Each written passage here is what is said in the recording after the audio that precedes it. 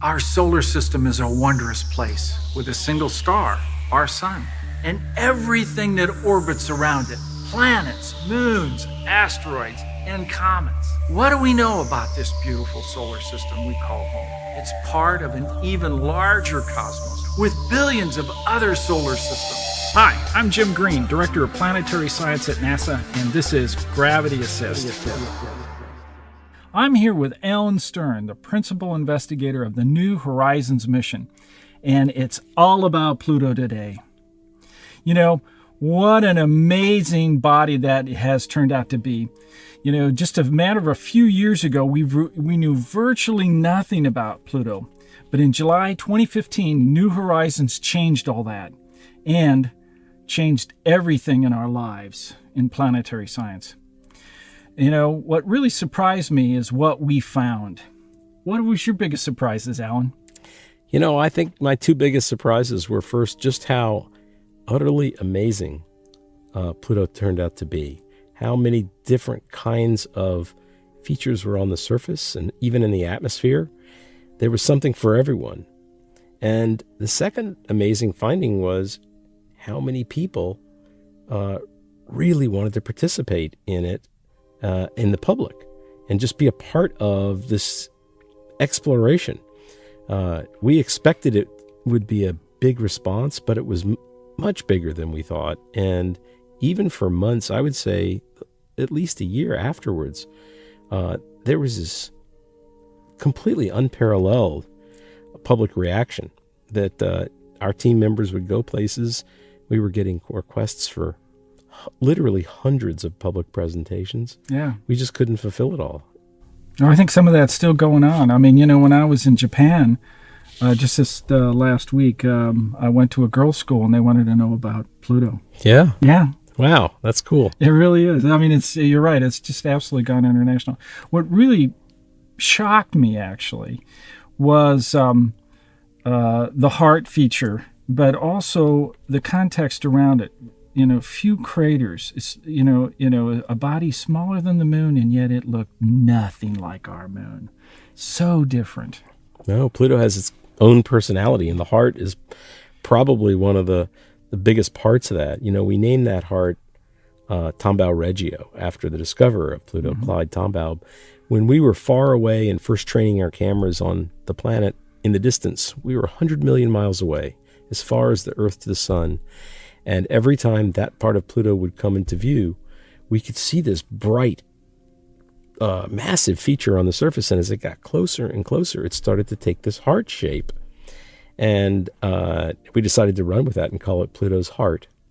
And it really does look like a heart. Really, but what it is a massive glacier made of nitrogen ice that's 1 million square kilometers in scale. It's the size of Texas and Oklahoma combined. And the glacier is flowing.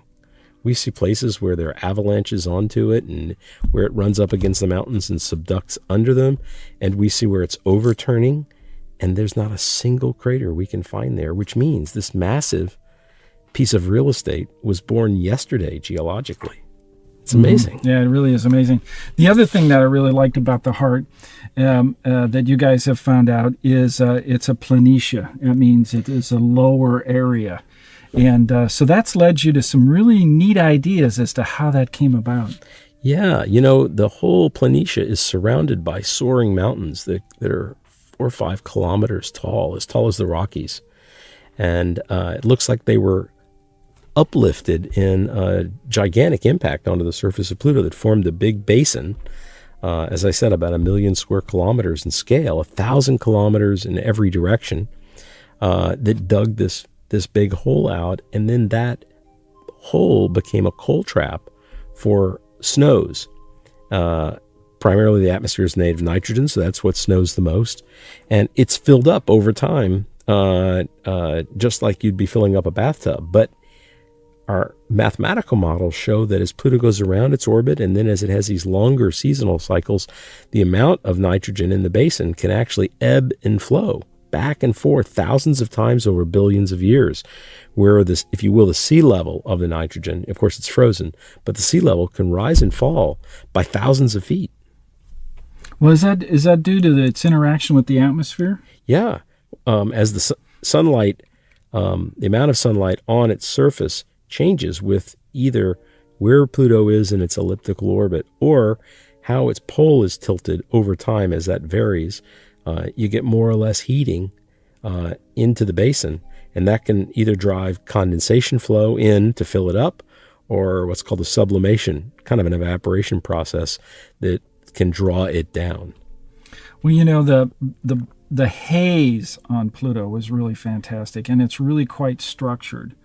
So that also just blew me away, that such a beautifully small body has such a beautiful atmosphere associated with it.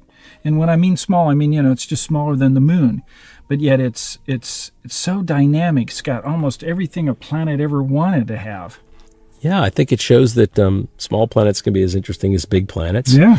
We expected that haze for decades.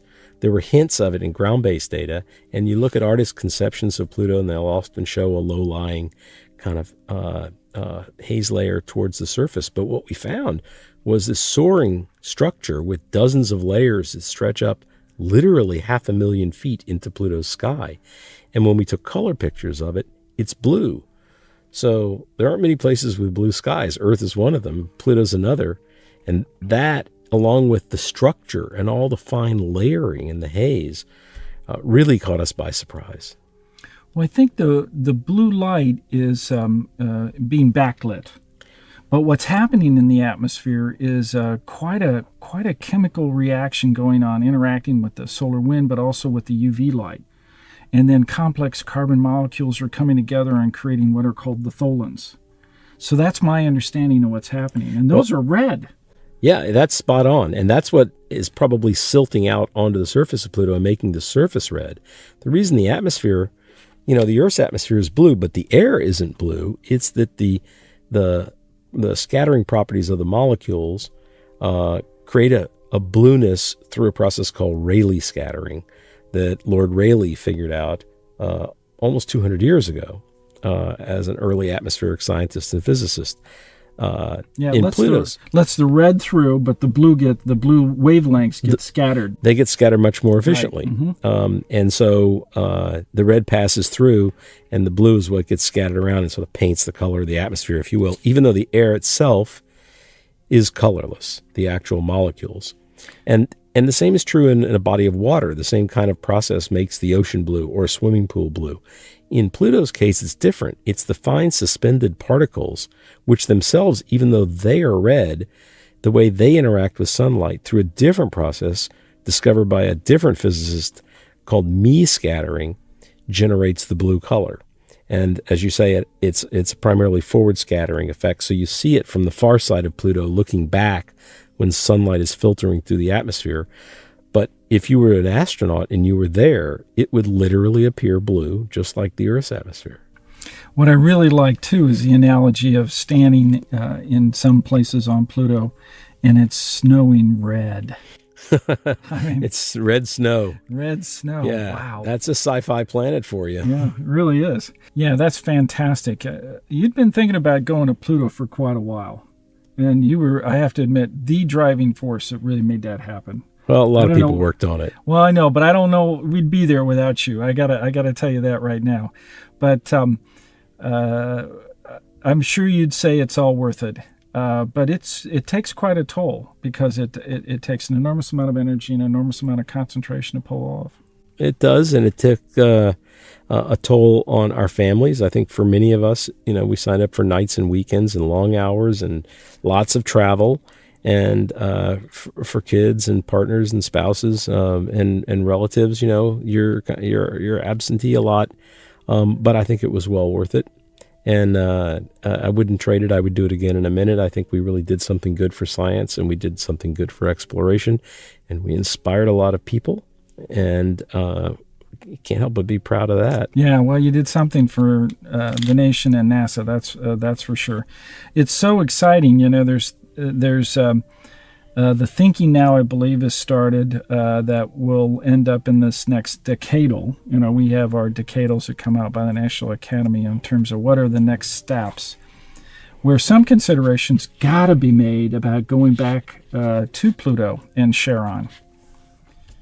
What's your thoughts on that? How can we possibly pull that off? Well, I think we know how to do it from a technology standpoint, and there's studies going on where I work at the Southwest Research Institute that are funded by internal research funds to get a head start on that, at Goddard Space Flight Center, at Ball Aerospace, and some other places. NIAC is doing some studies.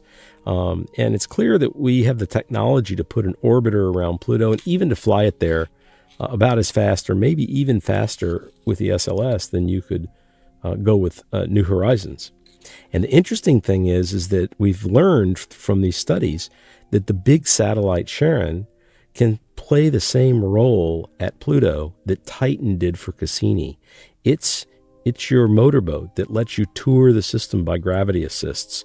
So you can visit all the small satellites and go out in the tail, the plasma tail, and dip down into the atmosphere with a mass spec and do all these things virtually for free in terms of fuel, because Charon is giving you gravity assist after gravity assist after gravity assist.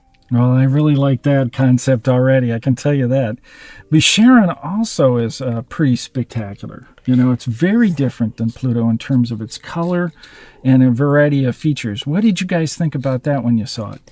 Well, we knew the two would be different. From all the ground-based data, we could see that Pluto had more personality, if you will. It had brighter colors and more reflective surface and much more varied bright and dark areas as it rotates. But Charon's got its own personality, and it's got some really unique features that we don't see anywhere else in the solar system. This vast canyon across the equator that stretches for more than 1,000 miles is probably the result of the freezing of an interior ocean early after its formation, as it went from a hot interior, liquid, to a solid, cooled-off interior. And it's got this tremendous science fiction polar cap, which is this big red polar cap, like something somebody would dream up, not that would actually happen. And it turns out the polar cap is made of stuff from Pluto that's flowing across space in between them and sticking to Charon's surface at the poles where it's coldest and turning red for the same reason those tholins in the surface of Pluto are red. So Charon's got a lot to teach us as well. You know, in addition to Charon, Pluto's got some other spectacular moons. And they're spinning, and they're not all tidally locked, which was also quite a surprise. What's that all about? Well, if I knew, I would go out and write a paper. So we sort of understand the problem. You know, that's the first thing is, you know, you have to admit there's a problem, and then you can start to cope with it. Really, we expected the small satellites would tidally spin down and behave like normal satellites of a giant planet. But it looks like the Pluto-Charon binary, being a binary and being so unusual in that it's got a lumpy gravitational field because you've got two masses there, create these kicks and bumps as the small satellites orbit that keep working against the tidal forces that would damp down their rotational periods. Instead, it excites them. It gives them kicks. And you've got to take Hydra. Hydra's the farthest out, and it's tumbling almost 100 times for every time it rolls around Pluto once in its orbit. It's like a football that's just tumbling and tumbling and tumbling every 10 hours. You know, when I first saw that, I thought, well, this must have been some sort of recent impact that has done that, and it's just indeed hasn't quite slowed down. But then when many of the other moons also didn't show that tidally locked position, then you're right. Something else has to explain that. Yeah, and a lot of people thought what you just said, that it must be evidence for a recent impact. And yet, as you say, because all four are doing it, that's too improbable. But also, some people thought that maybe the system had just formed. But when our crater counters did the work to determine the surface ages, because the more craters, the longer it's been out in the rain of impactors. They got an age of billions of years old for those small satellites, just as old as Charon, which meant that they were all formed together and very, very long ago. And something else is going on to make those unusual spin rates. Well, the other part to that, too, is doesn't look like there's any debris laying around. So if there was a recent impact, where'd all the debris go? Exactly. The system's clean as a whistle. Yeah. Yeah, I lost a bet on that. Well, one of the things that I always like to do with my guests is really talk about how they got into that field, how they really got excited about what they're doing, and the drive that they obtained. So, Alan, what was your gravity assist that made that happen for you? Gosh, there are probably a lot, but one that comes to mind right away is my dad, who was not in the space business, not in the science business. He was in sales and management, and one day he came home from a business trip with his little handheld voice recorder, and he said, "Guess who I sat next to on this airplane? Apollo astronaut Wally Schirra. And he left a message for you." And then my dad played this, and there was Wally Schirra, and pretty much saying, "Hey, Alan, I understand you live in Dallas and you're interested in science and you study hard and, you can do anything you want. You can come be an astronaut like I am, or be a scientist or an engineer or whatever you want to work on. Go get them. I hope I meet you someday." And wow, for a 9 or 10-year-old kid, boy, that was a gravity assist. No kidding. That sounds fantastic. It's true. Yeah. Did you ever get back and meet Wally? I never did meet him. I've met quite a number of the Apollo astronauts, but I don't know if the tape still works, but I know we still have that little handheld recorder. I wouldn't let my dad throw it away. I'm sure it's in my parents' attic somewhere. New Horizons now, past Pluto, fine style, and now it's pointing out into the Kuiper Belt. What's next for it? Well, the best kept secret about New Horizons is we're using the telescopes on board as an observatory, actually in the Kuiper Belt. We just woke the spacecraft up in September, and all the way through the end of the year, it's observing small planets and even smaller Kuiper Belt objects across our trajectory. And then the end of 2018, we're bearing down on our next flyby, 1 billion miles beyond Pluto, of one of the building blocks of these planets like Pluto. It's an object that doesn't have a name yet, just a license plate, 2014 MU69. But it's probably the most pristine relic of the formation of the solar system ever to be explored. It's been out in that 400 degrees below zero deep freeze for 4 billion years, and we've never been to anything like that before. We don't quite know what to expect. It's a little bit like Pluto in that regard. I'm sure we'll see some surprises. And it all happens at the holidays in 2018. So you can spend your Christmas in the Kuiper Belt and your New Year's Eve with NASA. The flyby is actually on New Year's Eve and New Year's Day, turning 2019. And New Horizons is in spectacularly healthy shape and ready to go back in the ring for the next round. Well, I know where I'll be during that time period. That's for darn sure. Well, it's been just a delight to chat with you, but I got to tell you, we're going to have you back. Our next podcast, we want to talk about the Kuiper Belt, going well beyond Pluto and into the solar system deeper and deeper. Join us next time as we continue our virtual tour of the solar system. I'm Jim Green, and this is your Gravity Assist.